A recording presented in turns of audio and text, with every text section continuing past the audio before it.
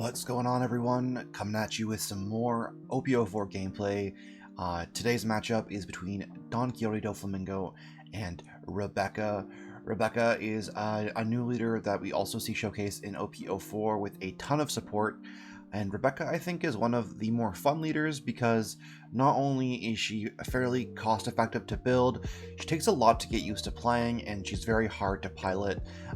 So I think that she's really good for the meta because while she's got a very high skill floor, she's got a very high skill ceiling. So we're going to see Doflamingo go first here and pass to Rebecca, and then Doflamingo can go first. It's not ideal, obviously, because you don't necessarily get the proper curve timings. Having a Dawn really makes it so that you can card advantage out the wazoo, but Rebecca's going to go ahead and play Rebecca, and they're going to trash Gyats and Trino Bastardo here. We're going to see a 5k swing at leader here, followed by a Nami. And I know generally, like, Doflamingo players don't swing a lot at life here, but I think for Rebecca, you kind of have to wear them down early, force either cards out of their hand, or you have to force them to take some life early, because if they can get a lot of cards out, like Orlumbus, they can really start to pressure you, and they can really start to whittle you down with like the Orlumbus into Kairos combo. And so you want to make sure that they're not in a position to do that, because even if you play a Luffy out, they still have ways to destroy your characters with things like Trino Bastardo. We're going to see a Kairos come down here with no effect, but they're just establishing the Kairos here, which is completely fine. So we're going to see a Nami swing at leader, reveal top 3, and we're going to grab a Glitosoro. Glitosoro is going to be our card draw engine of the future, hopefully. And we're seeing another 5k swing at leader here at this point. They're going to counter out the Sabo. And then we're going to pay 3 for another Nami, and we're going to activate the effect to search 3 again, and we're going to grab a Luffy. Luffy is fantastic in the film deck, just because he can spawn out an Uda, and that combo is really annoying to deal with for most decks. But Rebecca here, they're in a position to play Orlumbus as well as some additional removal, mostly because Orlumbus is so good, and the combo with Kairos is really crazy because you can pop your own Kairos and then Kairos doesn't actually die.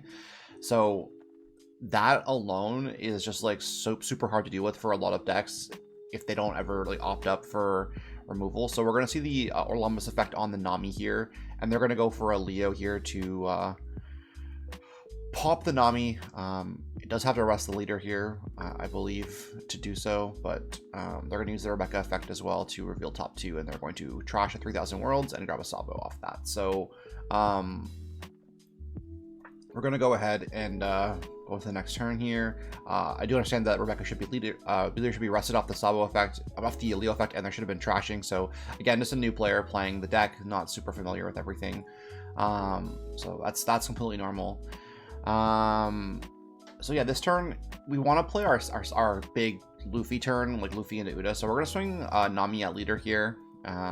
Again, Nami is super good to have out, so they're going to take it. We're going to swing again 5 at leader with the Doflamingo, which they're going to counter out of, and then we're going to drop Luffy into Uda here, and this is just kind of, again, setting us up for future turns.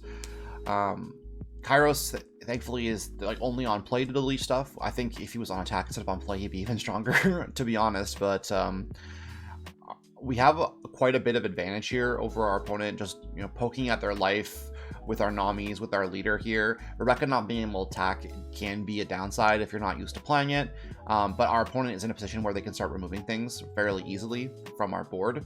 We're going to see Rebecca come down just to search. Looks like they're looking for either like a Luffy or a King Kongan, potentially, if they don't have it already in hand. We're going to see a Leo here.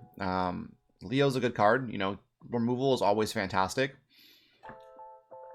And Rebecca has a deck that has so much removal, especially if you can get multiple Orlumbuses out. They can basically pop, 2 things a turn, essentially. So they're going to use our Orlumbus effect on Kairos here to minus the Nami. We're going to see the Leo pop the Nami here, and again, we should be rested. The leader gets rested, and there should be some trashing, but again, missing that.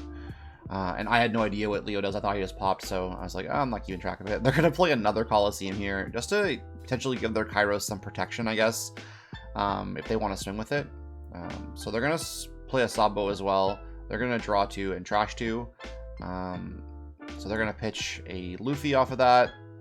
and they're going to pitch a Ideo off of that. So we'll draw for turn here. We're on our 9 Dawn turn, so there's a couple things that we can do right now as the Dofi player. So we're just kind of thinking, like, do we want to establish our Glid-Tesoro for the turn before? But we're going to play a Buena Festa, and we're going to look top 5 here, which, you know, it's going to reveal another Luffy, and then that kind of can change our play a little bit, because being able to spawn 2 more bodies could be nice, but we're swing leader here first, and they're going to opt to take that, which is great for me, because we're going to play a Glid-Tesoro here, and then we're going to leave 2 Dawn active, and then our leader effect's going to activate here.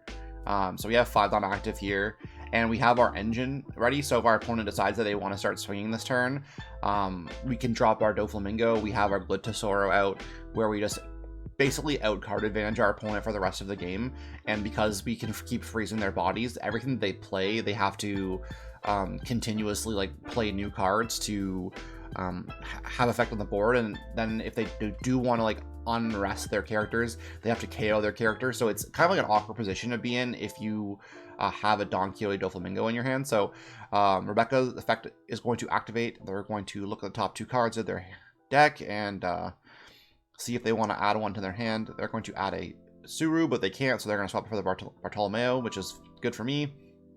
And I'm in a position right now where, like, my opponent doesn't really want to attack because I can block with Uda and then rest a different character, and then that just kind of sets up our opponent for a Doflamingo, which they don't really want. They don't really want to get Doflamingoed.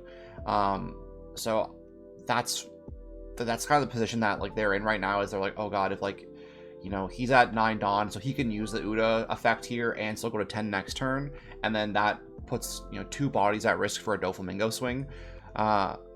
Which would be really big here, but they're going to use the Orlumbus effect to pop the Leo here, and they're going to minus 4 cost on the Glid-Tesoro, and then they're going to Truno Bastardoed it to kill it, which is, I think, a wise decision because it's, again, very, very impactful.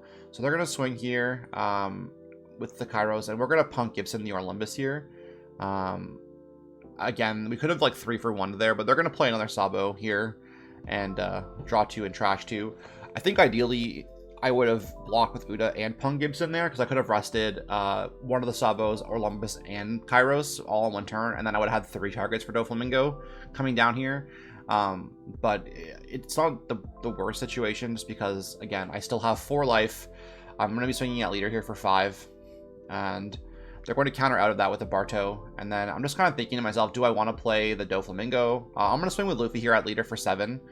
Either force out a 2k and a 1k, or a block and a 1k. If I get a block and a 1k, my thought process is, like, if they block in 1k, then or block in 2k, I can rest another character, or if they just let it go, or give me 2 cards from hand, I'm feeling really good. So they let it go, and that is position that I want to be in, because I'm like, all right, well, at this point, I'm just going to drop a Doflamingo, and you can't really clean up my Luffy without using a ton of resources, as well as have Uda here to rest one of your blockers. So it's kind of awkward in this position where I have these threats, and you have to now spend your entire turn removing these threats, or you just lose the game, essentially. Even with the 2 blockers, there's a world where I can do the math and I can swing 10 with Luffy, I can swing, you know, 8 with Uda, I can swing 8 with leader, and then I can put the rest on the leader, on the Doflamingo character, and swing for a big number as well. So it's just like a pretty tough spot to be in. So they're going to use the Orlumbus effect on the Kairos, and then they're going to minus the Uda, and then they're going to play a Kairos to pop the Uda.